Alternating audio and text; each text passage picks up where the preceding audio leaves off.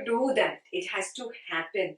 Advaita says ki the doing, trying to make it happen makes you fake on the spiritual path. So Advaita does not believe in trying to make something happen. Advaita says, be with your experience, what you can experience right now. Right now you are knowing, correct? There is a knower. Can you experience the knower? Seeing Ekta through those eyes? Yes? Can you see the mind saying, yes, I see Ekta? Yeah. Yeah. So yes, so now you know the difference between the knower and the mind. Yes? So that knower does not speak. It's like a blank kind of screen at the back. But it's there. We cannot even look at it. We cannot see it. We cannot even describe it. It's just there. It's like a presence. Yeah. So now this presence has a quality of knowing everything. It knows everything. That is why we call it Sakshi or witness.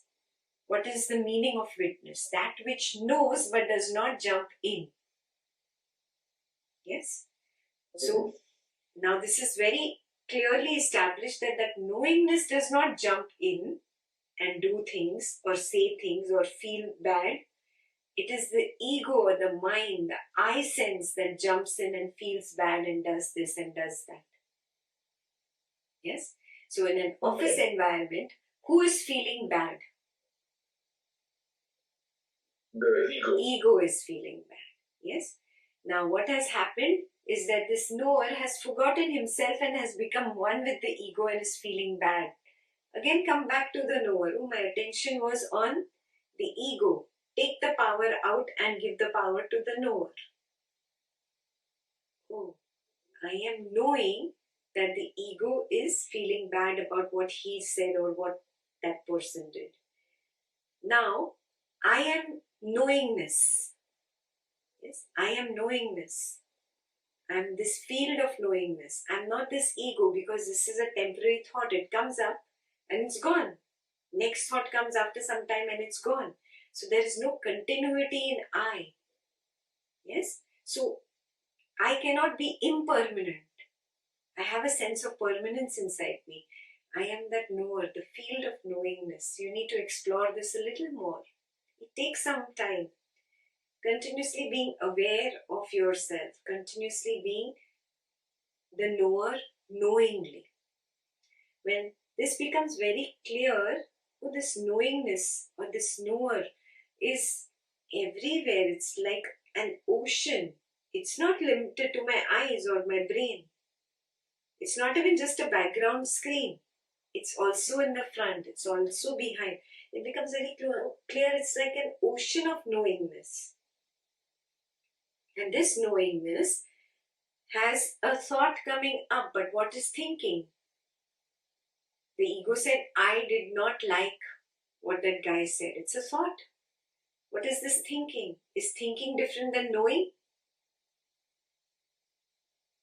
No, it is the same. Does thinking happen in a different time zone and knowing happens in a later time zone? No. It's the same thing. It's just another label for knowing.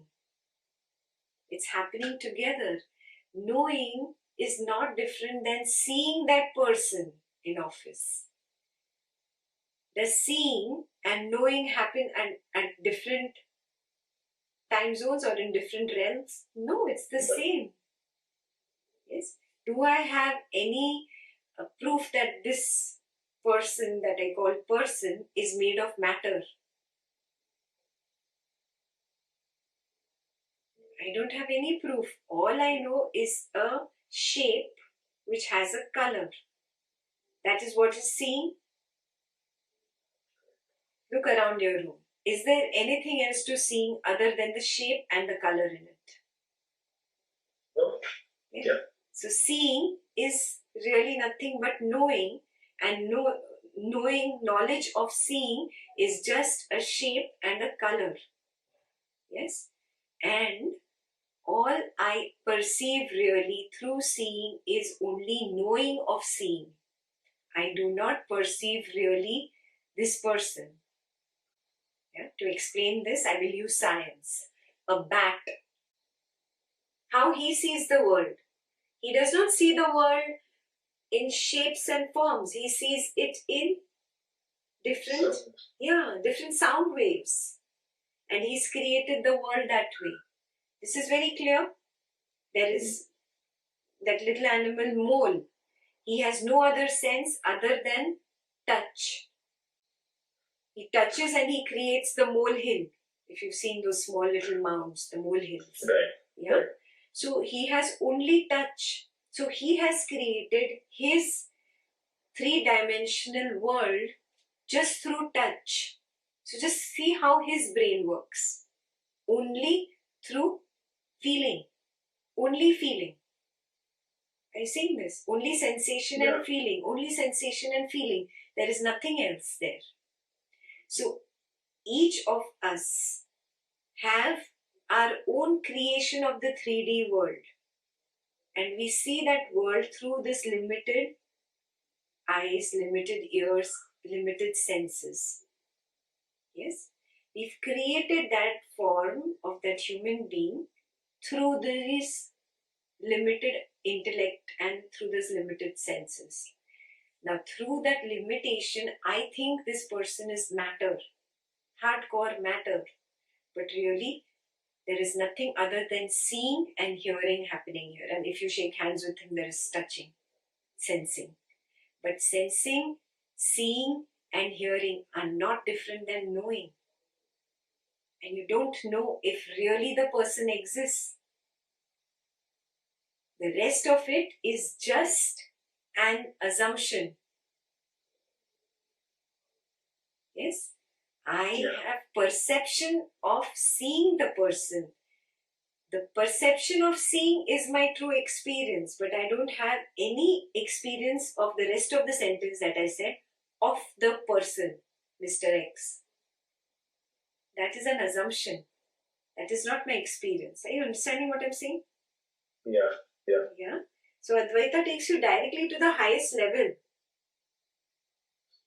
That this person is also just my knowingness. He is not different than knowingness. This is a notion of knowingness. He comes up as a person. He plays his role, even if it is the role of a villain. And he dissolves. Knowingness comes up, plays, dissolves into knowingness. That person is made of knowingness.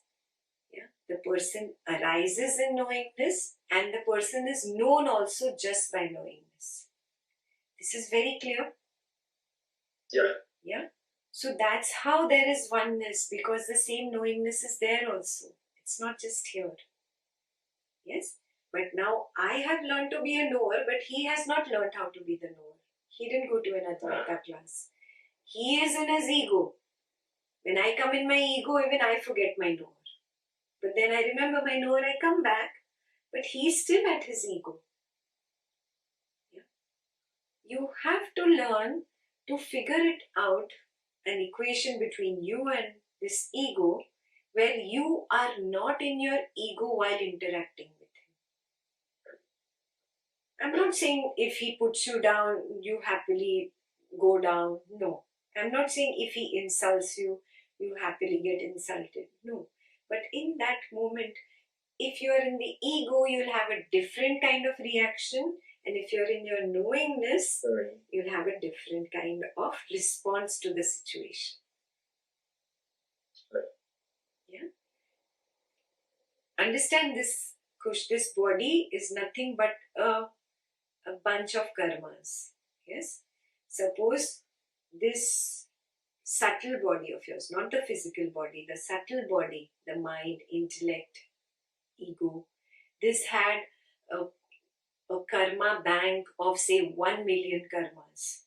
500,000 of those karmas were taken and put into this particular body, and this body was born.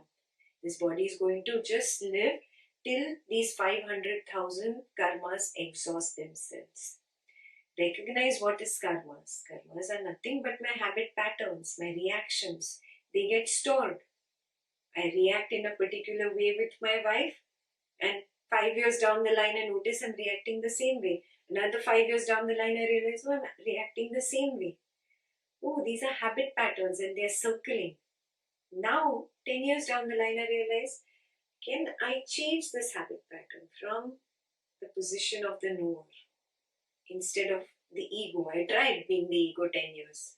Absolutely. Yeah, and I have created the same drama. For 10 years, I've created the same drama. Absolutely. Let's try a different position. Now, you experiment, go back to your office with the same colleague, and you experiment from this level. From this level, from this knowingness, how do I respond? I cannot tell you because I don't know the specific situation. Absolutely, absolutely. Yeah. So, but the response that comes from the level of knowingness is always a more mature, a more sensible response than at the level of the ego.